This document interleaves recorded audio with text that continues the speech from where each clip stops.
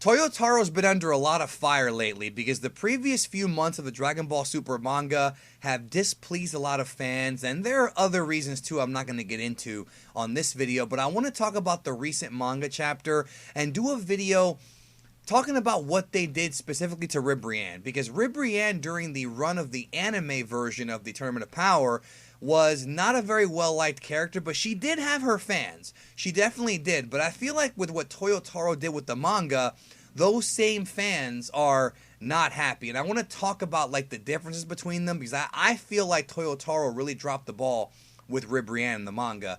And he could have made it better. He really could have, and I feel like he didn't. So joining me on this discussion, I had to get this person on because it's really the probably the most knowledgeable person that I'm aware of in our fandom when it comes to magical girl knowledge and franchises and whatnot and tropes. And we're going to talk about Ribrianne, anime versus manga. Please welcome Mozilla Vulpix. Hello, I'm back again. It's been a while. It has been a while. Well, I mean, not really. I mean, last time you had me on was like what, end of the Gohan episode, I think. But so I guess technically it's been a few months. I guess it has been a while. Everything's kind of blurring together. Right. Well, Ribrianne has been a topic of discussion with yourself, and because you're a magical girl, fan, and I feel like in the manga, I said it in my review, they changed Ribrianne completely. Like, in the anime, she was really obsessed over love. In the manga, she was obsessed over beauty.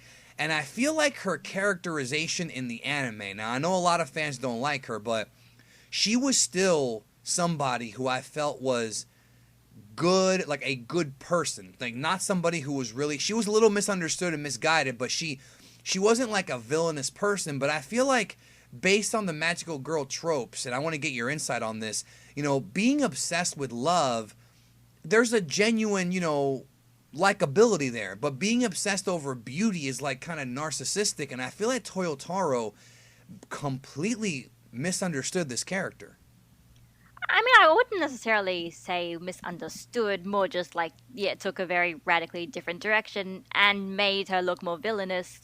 Which, I mean, honestly, either version has its pros and cons. I mean, the pros to making her be sort of more heroic in a way, having her have more sort of a kind of her own philosophy that sort of makes sense in the anime version is it means that she's more likable, but it also kind of means that, like, you might have an issue that you might necessarily want to kind of almost root for her instead of the heroes kind of thing. So I guess in the manga, maybe Toyotaro decided to just sort of play it up a bit more, just make her kind of just more of a really kind of petty sort of antagonist who 18 has to fight. I mean, do you think that this was a response, and again, we're kind of stretching it here, but do you think it was a response to the fans not liking Ribrianne? Do you think maybe he was aware of this and maybe he made her unlikable in the manga purposely? In all honesty, perhaps, but in all honesty, I think there's probably a bigger reason as to why Toyotaro didn't make the whole kind of magical girl parody thing. And that's because I think it's far more difficult to get through with manga. Because, like, say an example, like, so yeah, for those of you who don't know, obviously Ribrianne is a big magical girl parody, and especially in the anime, they go kind of full out, like, having, like, their own special magical girl stock footage that they animate especially for that, and start sort of, like, poking fun of the genre, and having, like, overly long transformation sequences, and big stock footage attacks, and stuff like that. But you can't really do that in manga. I mean, basically, first of all, because, like, you can't really have stock footage in manga. It doesn't really work like that. And also, like, magical girl manga, that does exist, but it's also very, very different to magical girl anime. And it's also not as easy to just, like, kind of, like, poke fun of. So you think that Toyotaro maybe wasn't as knowledgeable about that genre? I don't think it's necessarily that he's not as knowledgeable, but more just like it'd just be far more difficult to do. Like, see, as an example, because like, I think another thing that people also need to know people who don't necessarily need to know, who don't necessarily know, is that Toei Animation in general are known for producing actual magical girl shows. They have Yeah, experience. They have history in producing this stuff. So it's for almost like, years. yeah, so it's almost like when they're sort of poking fun of it, they're sort of poking fun of themselves and poking fun of the stuff that they do. And, like they used to do and they still do. Like Toei Animation still produces magical girl series right now. They're still doing Pretty Cure. They've been doing that for 10 years. So but I think, Toyotaro, though, he's just one guy, and, he's never written shoujo manga. He's never drawn shoujo manga. And shoujo manga is drawn in a very different way Betty to could trace shonen it. manga. Yeah, go ahead. I just Yeah. made a tracing joke. Keep going. Yeah, no, but it's drawn in a very different way. It's got very different background. It's got very different style. And if he wanted to go all the way with a parody, he would have to draw it like shoujo, so you could really understand that. And I don't think he wanted to do that. So he basically is like, yeah, we're not doing a parody. Also, Well, it's another funny. Oh, go ahead. also another thing that I'm not sure that everyone knows is that, according to Ryota Nakamura, the one of the directors for the Universe Survival arc, he said that the idea of Ribrianne being this pretty girl who transforms into this fat woman, that was their idea. The pretty girl Yes. thing was a Toei Yes. thing. And I mean, obviously, Toyotaro could have seen that and liked that idea and decided to put it in, but it wasn't his idea. It wasn't a communal idea. The idea that she even transformed in the first place, that was just a Toei thing. So if that was Toriyama designed Ribrianne, but not Yes. Brienne de Chateau. exactly. So if that idea was never in Toyotaro's mind to begin with, and he wasn't really that enthusiastic about going all out on a parody for something he's not familiar with, then it makes total sense as to why he's like, okay, instead of just making her be a parody, I'll just make her be a villainous female character that is, a villain who's obsessed with girly things and is evil because it's evil and because had a she's cr- obsessed with girly things. And had a crush on Krillin, which we're going to get to in a minute. I talked to a few hardcore Ribrianne fans. Yes, they're out there. Specifically, my friend Ziroko Hai, who, after reading the manga, was very, very upset. He did not like the way Ribrianne was portrayed at all. Maybe because he, same thing you just talked about. It's just not the magical girl character. But again, it's like, if you are not watching the anime and you're just reading the manga, let's pretend that you never saw the anime, that might change your perspective on the character completely. It might not be that they change their character, it's a different continuity. I had somebody yesterday on the Geekdom 101 Facebook say, why can't you just read and watch both and put them together? Which Xeon hates this, and it's like, because you can't. They're different continuities, you just can't do it. I wanted to talk about the trope of love and beauty, because I've seen a little bit of magical girl stuff when I was younger. Sailor Moon I saw that anime when I was a little kid, and I feel like the villains were always super narcissistic, super almost, I hate to say this, stereotype, but almost like these horny she-devils sometimes, for lack of a better term, right? So I was going to ask you, are the villains in magical girl shows typically like this? Are they typically really obsessed over the way they look? Because I feel like every magical girl show has had at least one monster that is like this. And Sentai. Sentai's done it too. It's like a thing. Is that a trope? In a way, yes. I mean, to be honest, you're going down a very deep rabbit hole that you could talk about for a very long time, because it's got this whole sort of underlying thing of almost like the or at least one of the big magical girl conflicts is sort of between the sort of innocent girl and the kind of seductress, the sort of evil adult woman. The And succubus.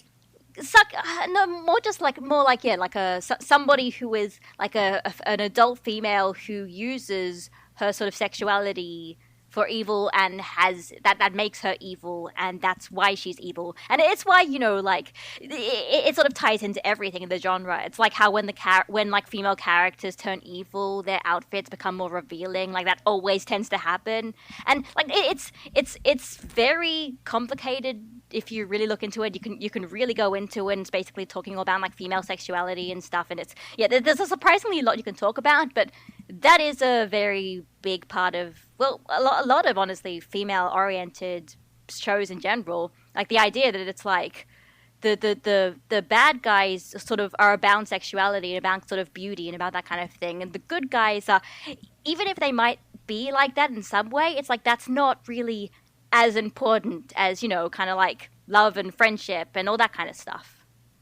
Right? And I feel like Toyotaro kind of wanted to go down that path, but he just didn't execute it because he wanted to, and this is kind of a different topic, but it's still worth discussing. He's definitely rushing through this, and you had brought up a point to me yesterday that, you know, one of the problems with the anime is that they didn't make us care about these characters, but they tried. Like, you know, we did care about some of them, and one of them was Ribrianne. I mean, whether you like or you hated her, she triggered people. I feel like in the manga, Toyotaro just wants to get people out so he can get to the good stuff. That's the way I'm feeling it right now. I mean, like, this isn't necessarily a video discussion all about Toyotaro's, like, story structure thing. Like, I think it's a perfectly valid idea. You know, the idea that, like, you know, if at the end of the day these characters get out and nothing's really accomplished, then we don't necessarily need to spend that much time, like, seeing what they can do and making them even that endearing to the point that we're kind of upset that they gotten eliminated. No, he's like, but okay. I do wonder, though, like, if we had never seen the anime, would we be critical of the manga as much as we are? That's well, I mean, I would be critical of Ribrianne just because I would have thought, oh god, she's honestly a kind of a really bad female stereotype. And I mean, one thing I realized, it's almost like she's almost like Lanfan from the 21st Budokai, where it's kind of just like, so she's sort of like a girl fighter. And because of that, her entire gimmick is that she is a girl. So it's like with Lanfan, it was kind of like, oh, she's a girl, so her gimmick is like, you know, she strips naked in her underwear and they don't know how to deal with hot girls. And then she pretends to be weak, so, you know, because they think that she's a girl. So in this case, it's also like, okay, we know that Ribrianne is female, so her big thing is going to be like, okay, so she's just going to be stereotypically evil female who was obsessed with beauty kind of thing. And, like, you know, to a villainous extent, to the point that, like, 18 is being the voice for a reason, and, like, the gods of destruction don't even really think that her worldview is even that good, you know? Right, yeah. It also, I felt like with Universe 2's portrayal overall, like, that was, you know, again, all about beauty versus love. Like, the anime hammered home love, love, love, love, love. The manga is doing just the beauty thing, and it's not the same character. It was just, I don't know, I'm not the biggest fan of Ribrianne, but I don't hate her. I'm somewhere in the middle with her. Like, I understand that she is a parody of Magical Girls, and because of that, I can't hate her because she's a parody. You know, I just can't. Because I understand what they were going for, but I also feel like Toyotaro. I'm like, if you're a Ribrianne fan and you think Toyotaro dropped the ball, like, I kind of can't argue that because I think he did as well. There was potential there to do more comedy, more development, and he just doesn't care. Let us know what you think in the comments. Let us know what you think about the Ribrianne change or any other change in the manga that may have bothered you. I know some people still stand behind Toyotaro's manga as being better, which that's fine. I think it's not all the time. Sometimes it is. Not this month. Do you have anything else you want to throw at the people? Not really. Just that perhaps there might be a Magical Girl sort of shoujo shonen video coming out on my channel sometime soon, but don't hold your breath because I don't really have a good schedule for it. Well, you're definitely the person to go to, so I will leave a link to Gabby's channel down below for you to click and check out. Most of you have been subscribed to me for a while, know of her. Definitely go check out Moser Level Picks. And thank you for being here. Thank you for having me. Always. We'll catch you down the road.